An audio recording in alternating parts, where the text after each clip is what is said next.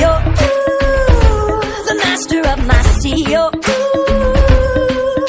I was broken from a young age, taking my soak into the masses, writing my poems for the few that looked at me, took to me, shook to me, feeling me, singing from heartache, from the pain, taking my message from the veins, speaking my lesson from the brain, seeing the beauty through the